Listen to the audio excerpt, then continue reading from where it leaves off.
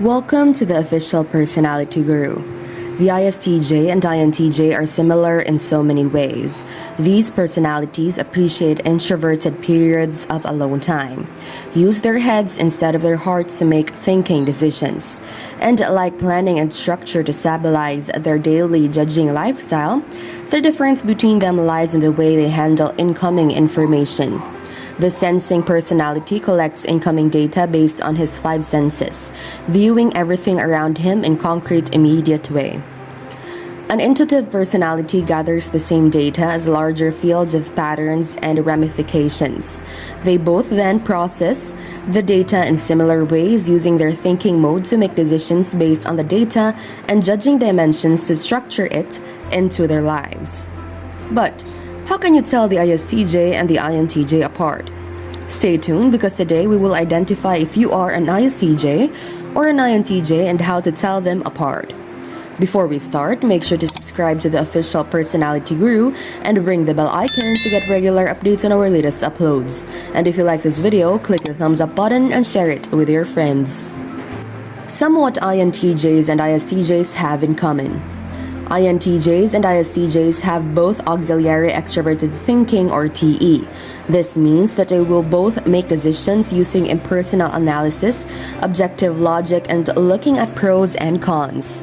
INTJs and ISTJs both have tertiary introverted feeling, or FI.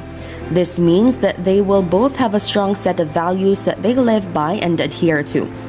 They are well aware of their own emotions but don't like to let those influence their decisions.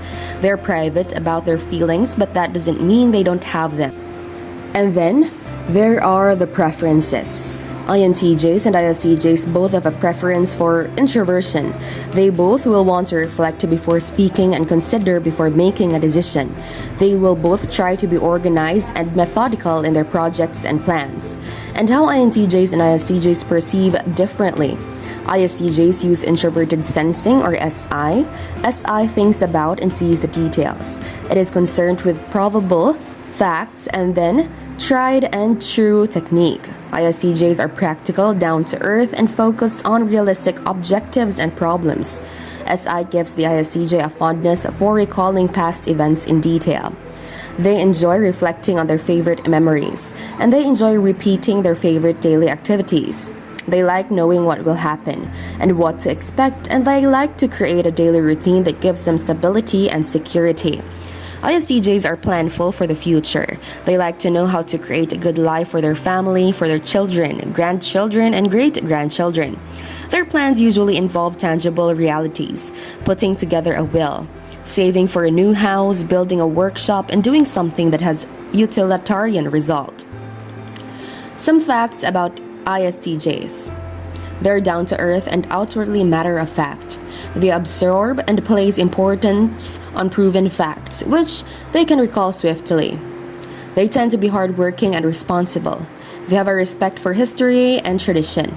They enjoy tried and true techniques. They focus on what already exists and prefer to deal with concrete realities, facts, and examples. They form future forecasts based on what they've learned through personal experience. They're considered the most practical of all the introverted types, according to Isabel Briggs Myers' research in her book Gifts Differing. They thrive on routine and like to know what to expect. They're often described as conservative, practical, or level-headed. Here's the INTJ's perception. INTJs use introverted intuition, or NI. NI thinks about the big picture and is in love with huge theories and abstract possibilities. Thus, INTJs are driven by their hunches and their insights into the future or how things will play out. They don't enjoy reminiscing and care little for the tried and true technique. They want to find new ways to do things. They want to explore pathways that nobody else has and are more interested in trailblazing a new idea than improving on an existing one. INTJs are quick to see patterns, trends, symbols, and hidden meanings. They can focus so much on the future that they forget about what's happening right now. They are individualistic, extremely independent, and find routine and practical matters boring. They have driven their inspiration, and they can't always pinpoint where that inspiration came from. Because they are so driven by their hunches, knowing what to expect every single day can frustrate them and feel monotonous. Some facts about INTJs. They are driven by an inner vision of how things could play out in the future. They focus on potential and deal with abstract concepts, symbols, archetypes, and ideas. They're determined to discover and pioneer new roads and unveil new research. The tried and true technique bores them. They tend to find the routine and practical day-to-day aspects of life mundane. They keep a constant eye on the big picture and are less aware of all the details. They're very strategic and can easily piece clues together. They see underlying patterns and clues that help them to determine a future forecast. They're often referred to as visionary or grandiose. The inferior function and grip stress responses. ISTJs have inferior extroverted intuition or NE. They tend to be skeptical of hunches, theoretical, unproven facts, or experimenting with new approaches to something they already know how to do through experience. They have inferior extroverted sensing or SE and tend to be skeptical of their sense impressions, other people's personal experience, and they prefer to live in the future rather than focusing on the moment. When ISTJs experience extreme chronic stress, they can fall into the grip of extroverted intuition or NE. When this happens, the ISTJs can see endless negative possibilities for the future. They may become overwhelmed with ominous perceptions about what could happen. They will become especially cautious, worried, and focused on creating security under stress. When INTJs experience extreme chronic stress, they can fall into the grip of extroverted sensing or SE. When this happens, the INTJ can become indulgent and impulsive. They may engage in reckless activities, make spur-of-the-moment decisions, or become experimental with new foods, drinks, physical activities, or other sensation-based experiences. They will become less careful and more physically reckless during extreme stress. So, how to tell the difference physically? Well, an ISTJ and INTJ walk into a bar. Let's say that our two personalities have never been to a bar before. There's a first time for everything. Of course, you had to promise these two friends of yours that it would be mostly empty. A Thursday happy hour. They agreed because it seemed like a fairly risk-free way to try something new. Curious, aloof, and hoping, they dressed appropriately. They follow you up to the door. Simply accompanying them into the room will produce immediate differences between the two personalities. Ask the sensor what he sees and he may point out that the walls are smudged. The bartender is laughing too loud. The lighting is not up to code. The faint scent of bleach is about to trigger an allergy attack. The intuitive will tell you that the bar is outdated. The bartender seems to enjoy working there. The mood lighting is actually depressing. And it's a good thing they've bleached the floors because there's a rat problem in here. Sensors take in the details, comparing them one by one against anything they have in their memory so they can decide what it is. A bar, he thinks, is like a kitchen. It's like a restaurant. It's like a musty old apartment building. He continues to hold up past experiences until finds the closest match, at which point he will have to add and overlay uniquely new experience in order to form a clear picture and memory of what a bar is. Intuitives take in a bigger picture and run an internal commentary on why the things in the room are presenting the way they are. With a fresh coat of paint and a light bulb change, he thinks this room could be inviting and fresh. He recognizes the efforts at sanitation, so he thinks there's hope. The enthusiastic employee boosts him in his efforts to formulate what a bar could be. Sensors take in the what we are seeing and intuitives take in through their filter of why. Both ways end with a therefore. An ISTJ and INTJ sit down at the bar. The sensor puts his hands into his pocket and leans back on his heels. Now, he thinks, what can go wrong? Although you've explained it in great detail ahead of time, he has no past experiences to help him navigate what might happen if he goes and sits down at the bar. He's suspicious and full of the underlying stress of the great unknown. Like most people, the sensor hates being embarrassed because the situation is new. It is likely he will make a mistake at some point. Knowing that mistakes are part of the learning curve does nothing to relieve the tension. Your sensor friend is thirsty, though, so he sits down beside you, bracing for whatever comes next and ready to get it over with.